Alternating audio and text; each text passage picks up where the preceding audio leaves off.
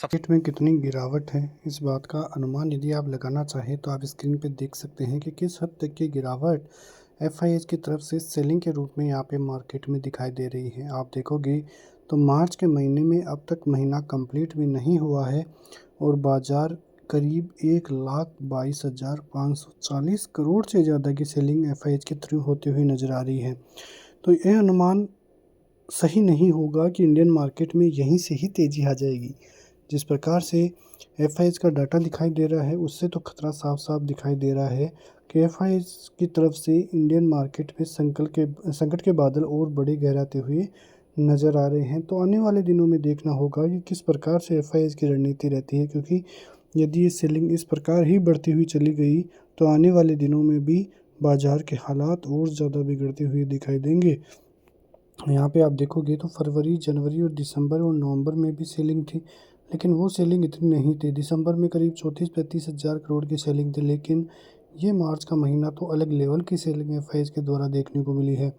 इतने दिनों से साल 2 साल में आप देखे होंगे कि लगातार सेलिंग तो है, लेकिन इतनी बड़ी सेलिंग नहीं थी। 50,000 करोड़, 60,000 करोड़ तक की सेलिंग ही दिखाई दे रही थी, लेकिन मार्च के महीने में 1,22,000 करोड़ से ज़्यादा की सेलिंग का आना इंडियन मार्केट के लिए बहुत बड़ा खतरा बनता हुआ नज़र आया।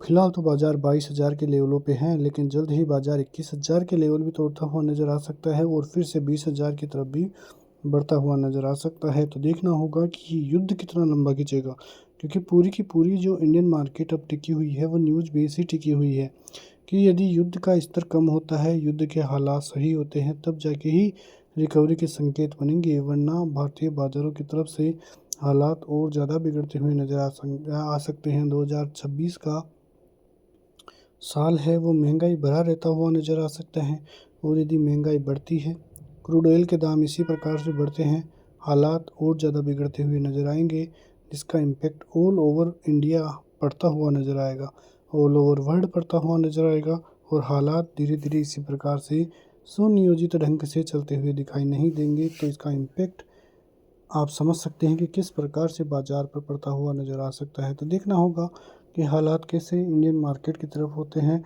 या इसके अगेंस्ट देखने को मिलते हैं। फ़िलहाल तो बैंक निफ्टी के हालात बिगड़े हुए हैं, 50,000 का लेवल आपको दिखाई दे रहा है, लेकिन अब जल्द ही 47,000 का लेवल भी दिखाई दे तो भी कोई बड़ी बात नहीं है। तो देखना होगा कि ये हालात कितने दिनों में बढ़ते हुए नज़र आएंगे। मिलते हैं नेक्स्ट वीडियो में, तब तक के लिए जय हिंद।